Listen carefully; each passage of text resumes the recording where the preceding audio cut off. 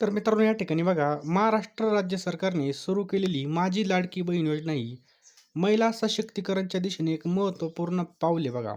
या योजनेचा मुख्य उद्देश राज्यामधील महिलांना आर्थिक सहाय्य देऊन त्यांचं जीवनमान उंचवणे हा आहे बघा. मित्रांनो लवकरात लवकरच सगळ्यांचे पैसे या ठिकाणी जमा होणार आहेत. त्यामुळे कोणी काळजी करायची नाही. पुढची माहिती पाहण्या अगोदर तुम्ही जर आपल्या चॅनलवर नवीन असाल तर लगेचच्या लगेच चॅनलला सबस्क्राईब करून ठेवा. अतिशय महत्त्वाचे अपडेट्स मी तुमच्यापर्यंत पोहोचवणार आहे. त्यामुळे लगेचच्या लगेच सबस्क्राईब करून ठेवायचं आहे. तर बघा गेल्या काही महिन्यापासून बघा या योजनेने राज्यभरामध्ये भरपूर लोकांचं लक्ष वेधलेले बघा आणि लाखो महिलांनी यासाठी बघा अर्जसुद्धा केलेले आहेत. काहींना पैसे भेटले, काहींना भेटले नाही. ज्यांना नाही भेटले मित्रांनो, त्यांनी व्यवस्थित आपलं अकाउंट वगैरे चेक करायचं आहे आणि व्यवस्थितपणे आपल्याला जे काही निर्देश सांगितले ते सर्व काटेकोरपणे पाळायचे आहेत. तर बघा मित्रांनो, या ठिकाणी अनेकांना यामधून लाभसुद्धा भेटलेला आहे. ज्यांना लाभ नाही भेटला त्यांनी शेवटपर्यंत व्हिडिओ पहा. ज्यांना भेटला त्यांनी सुद्धा या ठिकाणी पाहायचं आहे. तर मित्रांनो, माझी लाडकी बहीण योजना ही महाराष्ट्र सरकारचं एक महत्त्वाकांक्षी योजना आहे. राज्यामधील महिलांच्या सर्वांगीण विकासासाठी आखण्यात आलेली बघा. या योजनेचा जो काही मुख्य उद्देश आहे मित्रांनो, महिलांना आर्थिक स्वावलंब मिळवून देणे, त्यांच्या शैक्षणिक आणि व्यावसायिक क्षमता वाढवणे आणि समाजामध्ये त्यांचा दर्जा उंचावणे हा आहे बघा. सरकारचा हा जो काही प्रयत्न आहे महिलांना समाजाच्या मुख्य प्रवाहामध्ये आणण्यासाठी आणि त्यांच्या हक्काचं संरक्षण करण्यासाठी. आणि मित्रांनो या योजना इतकी प्रसिद्ध झालेली की आत्तापर्यंत 1 कोटीपेक्षा अधिक अर्ज या ठिकाणी आलेले आहेत आणि ज्या योजनेचा व्यापक पोहोच आणि लोकप्रियतेचा निर्देशही महाराष्ट्रामधील विविध जिल्ह्यामधील महिलांनी या योजनेचा लाभ घेण्यासाठी मोठ्या संख्येने पुढाकार घेतला आहे.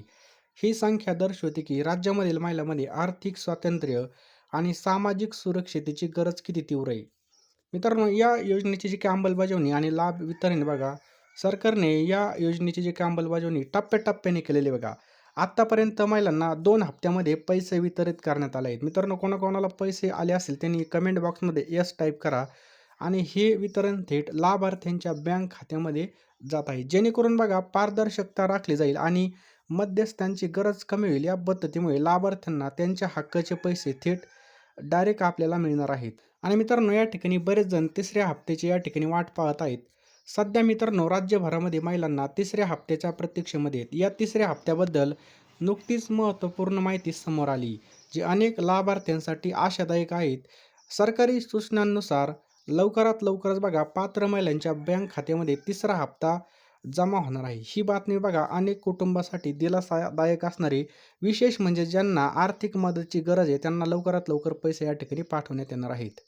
मित्रांनो या ठिकाणी पॉईंट लक्षात घ्यायचा आहे, तिसऱ्या हप्त्याची जी काही पात्रता आहे मित्रांनो, यामध्ये निकष स्पष्ट करण्यात आले आहेत बघा. या हप्त्याचे पैसे त्याच महिलांना मिळणार आहेत ज्यांचे बँक खाते आधार कार्डशी जोडलेले, म्हणजे बँक खाते आधार कार्डला जोडलेले आणि ज्यांच्या खात्यामध्ये डायरेक्ट बेनिफिट ट्रान्सफर म्हणजे DBT सक्षम आहे. हे महत्त्वाचं आहे बघा, कारण ते योजनेच्या पारदर्शक आणि प्रभावशाली अंमलबजावणीची खात्री देतात. आधार लिंक खाती DBT यंत्रणा वापरल्याचे गैरव्यवहार कमी होतो आणि योग्य लाभार्थ्यांना याचा परतावा मिळतो.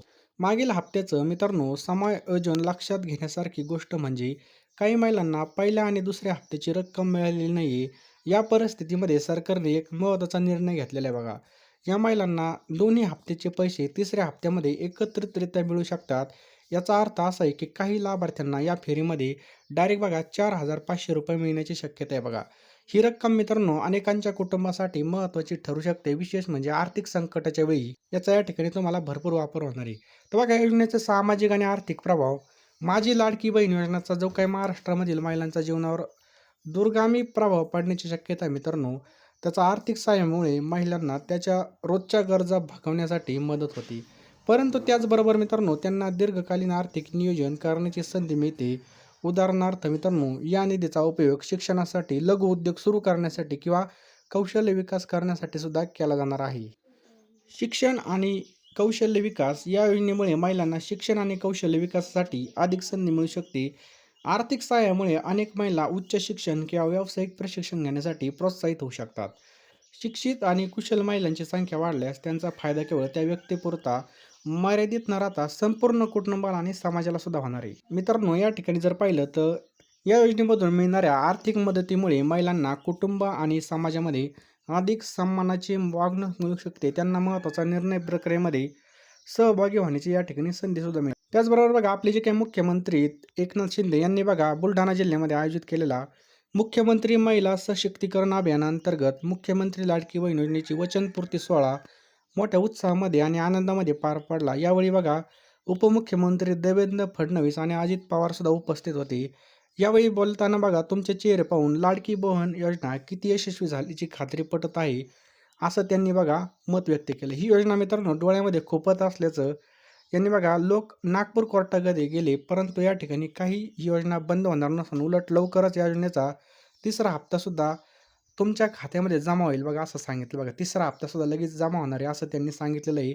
या योजनेवर तुम्ही विश्वास दाखवला असला तरी काही जणांच्या योजनेवर संशय आहे, असे तुम्ही आम्हाला बळ दिलं तर योजना बघा 1,500 वरून 2,000 किंवा त्यावरून जास्त असं वाढू, असं त्यांनी म्हटलेलं आहे. मित्रांनो या ठिकाणी जर पाहिलं 1,500 ही छोटी रक्कम वाटत असली तरीसुद्धा महिला भगिनींसाठी ती छोटी नाही. आमच्या सरकारने मुलींना उच्च शिक्षण घेता यावे यासाठी 100% फी माफ केली. लेक लाडकी लखपती योजना चालू केली. पंतप्रधान नरेंद्र मोदी साहेबांनी लखपती दिदी बऱ्याच अशा योजना या ठिकाणी चालू केल्या. आम्हाला पाहायचं आहे की असं सांगितलं की योजना मतांसाठी नसून बघा महिला भगिनींची पत वाढवण्यासाठी असल्याचं यावेळी स्पष्ट केलेलं बघा. जेवढ्या योजना शासनाने चालू केलेल्या आहेत त्यातील एक सुद्धा योजना बंद पडू दिली जाणार नाही, असं त्यांनी आवर्जून सांगितलेलं आहे मित्रांनो. लाडकी बहीणप्रमाणेच सुरक्षित बहीण देखील या ठिकाणी सुद्धा त्यांनी सांगितलं आहे बघा. आणि ज्यांनी कोणी बघा महिला भगिनींशी गैरवर्तन केलेलं बघा त्यांना फाशीची शिक्षा करणार असल्याचं यांनी सांगितलेलं आहे बघा. तर मित्रांनो अशा प्रकारे ही योजना होती. लवकरात लवकर हे होण्यासाठी खाली डिस्क्रिप्शन बॉक्समध्ये तुम्हाला अपडेट पाहिजे असतील तर खाली डिस्क्रिप्शन बॉक्समध्ये आपल्या व्हॉट्सअप ग्रुपची लिंक आहे बघा, त्यावर क्लिक करून तुम्ही आपला व्हॉट्सअप ग्रुपसुद्धा नक्की जॉईन करून घ्या. आणि व्हिडिओवर लाईक करून टाका. नवीन असेल तर चॅनलला सबस्क्राईब करा.